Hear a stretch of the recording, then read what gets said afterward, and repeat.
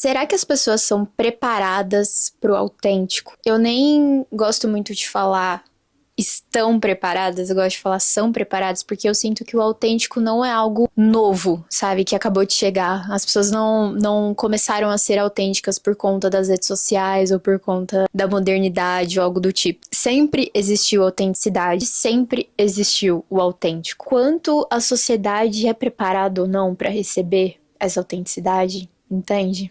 Joguei aqui milhares de informações, eu nem dei um oi. E aí vocês devem estar se perguntando, olha só que legal, olha lá com o podcast, com um canal no YouTube.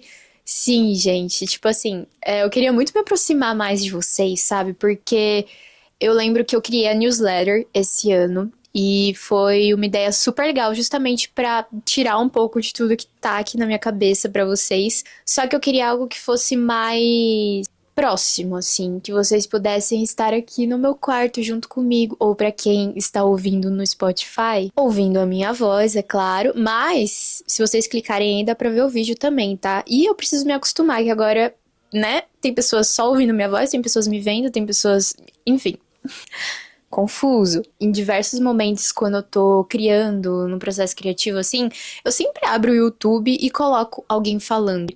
E não como se fosse uma fuga ou algo do tipo, mas é porque eu gosto de entrar na brisa da criação e ao mesmo tempo refletir sobre algo, entende? Então é muito do que a gente vai fazer aqui. Então, bem-vindos!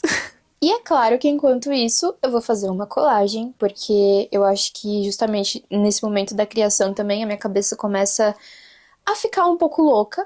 Eu postei recentemente um conteúdo que eu recortei essa revista da Betesga.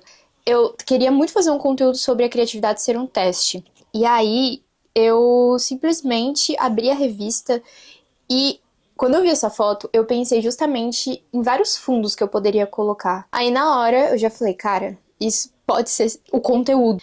Então eu vou meio que terminar de fazer essa colagem aqui com vocês. Não gosto de prometer que eu vou terminar, mas que eu vou criar aqui junto com vocês. Bom, vamos lá.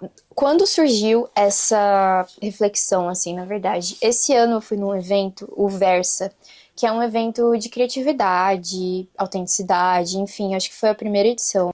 E aí eu vi que ia ter uma palestra com a produtora da Marina Sena. E tipo assim, eu acompanho a Marina Sena há muito tempo. Muito, muito tempo. Daquele vídeo que é ela no Inhotim, cantando Cabelo. Tipo assim, muito antigo mesmo, assim, eu acompanho ela há muito tempo. Quando eu vi que ia ter essa palestra com a produtora da Marina Sena, eu falei, eu vou assistir, porque eu quero muito saber um pouquinho por trás da carreira da Marina. Cara, eu esqueci o nome dela agora. Na verdade, deixa eu pesquisar, porque eu não gosto de não falar os nomes, porque é uma mulher muito foda.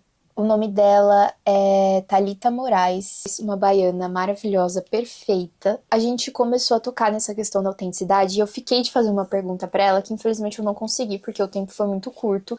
Como as pessoas se assustaram ao receber uma voz diferente, que era a da Marina Sena. Uma voz realmente que eu nunca tinha escutado na minha vida. Eu lembro que foi justamente na época que bombou um vídeo no TikTok dela cantando e, cara, as pessoas caíram em cima de um jeito, tipo assim, falando que ela não cantava, que ela só ficava miando, enfim, foi muito horrível e eu sempre ficava assim, cara, mas eu acho a voz dela tão incrível que eu não entendia. E aí eu via pessoas que são do meio musical, assim, falando que realmente ela cantava muito bem. Mas aí eu comecei, já na época, a me questionar por que as pessoas não recebiam tão bem a voz da Marina. Será que as pessoas estão preparadas pro autêntico? São preparadas pro autêntico ou elas só querem mais do mesmo? Porque isso é algo que me impacta muito no meu próprio dia a dia como criadora de conteúdo. Uma das coisas que eu mais prezo é a minha autenticidade, sabe? Porque eu sinto que o viral, ele é muito difícil de você se tornar autêntico no viral, entende? Porque é uma fórmula. Eu sinto que é isso. Eu acho que o viral, ele é uma fórmula. E se você escapa dessa fórmula, você deixa de ser viral. E ser autêntico é justamente você escapar dessas fórmulas. Então vocês entendem que a gente entra em um limbo? Quando eu fui no evento, eu vi uma palestra falando sobre o viral, enfim. Essa mulher, ela falou uma frase que me impactou muito, que é, vou até ler aqui: viralizar é ter atenção, mas o pico de atenção não constrói uma carreira sustentável. Então, assim, isso mostra muita coisa. Essa questão da carreira sustentável é porque é justamente onde a sua autenticidade mora, porque a autenticidade sustenta. Então, se uma pessoa chega no seu perfil e não encontra algo de diferente, é muito difícil da pessoa ficar. É a sua verdade, é o que faz você se destacar. Então, a gente acaba entrando em um assunto que é sobre o conforto do conhecido, assim. Tudo que já é validado, de alguma forma, é mais confortável. Isso é um pouco perigoso, sabe? Mas a gente tá falando de sociedade. Porque o autêntico, ele causa estranhamento. E na verdade, quando você é autêntico, você se expõe a uma rejeição, entende? Porque justamente aquilo não é 100% validado ainda. E não vai ser. Justamente por isso, né, do confortável e do que não é diferente, a autenticidade, ela é enxergada como um risco. Porque isso explica o tanto de gente que se suaviza, tipo assim, que tenta esconder um pouco da autenticidade pra caber em padrões e, vamos lá, no viral. Então, assim, é muito fácil cobrar a autenticidade e o confortável sempre acabar saindo na frente, entende? Por exemplo, eu já fiz parte de algumas agências de creators e influencers, enfim. E era muito 880, assim. Ou as marcas curtiam muito meu conteúdo, justamente por ser diferente e autêntico. Porque o meu conteúdo, às vezes eu posto muita coisa sobre moda, mas é muito difícil eu fazer um tutorial de make, sabe? Ou coisas do tipo. Na verdade, acho que eu nunca fiz, sendo muito sincera. E isso sempre foi uma questão, porque, por exemplo, eu tenho um case muito legal com a Sicredi. É tipo um banco, né? Uma instituição financeira. Eu lembro até dessa palavra porque ela estava no briefing e eu não podia falar banco. Então, desculpa, Sicredi, se vocês estão vendo isso, mas nosso contrato já acabou também, né? Mas é uma instituição financeira. E eu nunca achei que ia fechar um trampo tão legal como eu fechei com eles. No fundo, o viral, ele acaba saindo de algo autêntico. Eu acho que a autenticidade, ela começa a se perder quando você copia, quando você quer fazer parte desse movimento, mas você não consegue trazer algo de novo, de diferente. Mas enfim, todas as marcas, a gente tá falando muito sobre isso das marcas, né? Todas as marcas que eu já fechei hoje, algum tipo de trabalho, todas foram por conta da minha autenticidade. E eu sinto que a autenticidade, ela é muito ligada à nossa própria verdade. Eu já percebi que, tipo assim, eu não consigo fazer vídeo me maquiando ou coisa do tipo. Mesmo assim, que eu amo. Quando se trata na hora da criação, eu não sinto que é algo que me preenche de fato. E tá tudo bem, entende? E justamente por isso que eu não faço, né? Enfim, e tento fazer coisas que realmente me satisfazem, que eu consigo passar uma mensagem. É assim, quando a gente fala de autenticidade, é super importante a gente falar também sobre a sociedade, sobre o social, sobre as bolhas sociais, na verdade, porque onde a gente se porta e onde a gente se coloca é perante a sociedade. E quem recebe essa autenticidade é também a sociedade. Fora que não é porque algo que é autêntico chegou para você que já chegou para uma pessoa de determinada classe, de determinado grupo. Na verdade, muitas vezes se não chega, a questão é que não precisa chegar. Eles mesmos criam o que é autêntico para eles. O autêntico, ele se dá muitas vezes dentro das bolhas. Então, por exemplo, a cultura do funk, cara, muita gente julga até não aguenta mais, dizendo que é brega, ou enfim, que é feio.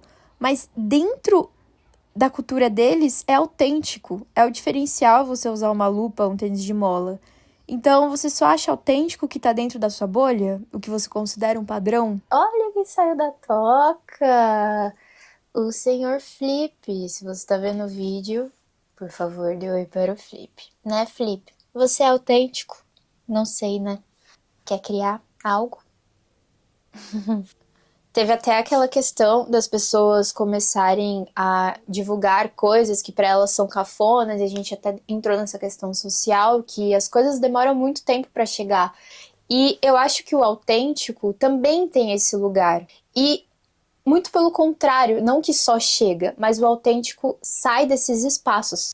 Porque as nossas ideias, elas são validadas o tempo inteiro. Assim, a todo momento as nossas ideias estão sendo validadas, principalmente no âmbito social.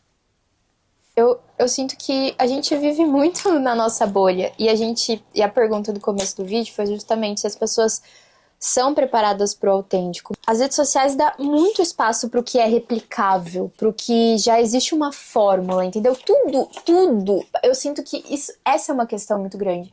Na hora que a gente vai criar, a gente não cria pelo simples fato de criar. A gente já cria pensando em uma fórmula, entende? Então hoje, se o seu vídeo é muito longo, e você tem muita vontade, você sente que você consegue ser autêntico em algo mais longo, cara, muitas vezes você não vai sair ganhando algo com isso. Então, essas fórmulas, elas são muito impostas. E não que essas fórmulas, elas sejam 100% ruim, entende? Porque a questão é que é como se fosse uma onda de consumo, assim. Então, o que as pessoas estão consumindo é algo que a gente precisa se comunicar com isso também. Não é sobre, muitas vezes, é que pode parecer assim que eu sou um pouco hater das trends ou algo do tipo, mas não, também é uma forma de você se comunicar, e eu sinto que a autenticidade mora justamente quando você consegue transformar algo viral em algo que tem a ver com você. Então, sei lá, trend X. Tá, e como que eu posso transformar isso pro meu nicho, né? Como que eu posso transformar isso pro que eu quero passar para as pessoas? E com isso a gente vai entendendo e se percebendo em relação às trends e ao autêntico e tudo isso. Não, Felipe, volta. Mas é isso que a gente precisa refletir, sem ser pegando uma receita pronta e repetindo aquilo. Como fica a sua cabeça na hora de criar? Como que fica a sua mente criativa quando você escapa dessas fórmulas que muitas vezes prendem a sua autenticidade? E fica o questionamento também, até que ponto a gente consegue sustentar a nossa autenticidade? Isso significa sair da sua própria bolha, se isso significa ter uma aceitação social. Acho que, no fundo, a gente quer pertencer, sabe? A gente quer pertencer a espaços, a gente quer pertencer ao ambiente, mas a partir do momento que isso começa a ferir diretamente a sua autenticidade e a sua originalidade, talvez seja o momento de repensar. Até que ponto eu consigo flexibilizar as coisas e não perder a minha verdade, mas ao mesmo tempo usufruir dessa, entre aspas, fórmula que muitas vezes a gente precisa se colocar. Sempre que possível eu flexibilizo, entendeu? Eu tento equilibrar esses pratos, porque aonde eu sou 100% autêntica é quando eu crio sem uma fórmula específica. E nunca esquecer também que o original e o autêntico, ele tem valor. Ele tem muito valor num nível assim bizarro. E preservar isso é preservar a nossa criação, é preservar o que nos dá tesão, sabe? Preservar até a forma como a gente se enxerga. Será que as pessoas são preparadas para autêntico ou será que a gente está preparado para ser autêntico de verdade?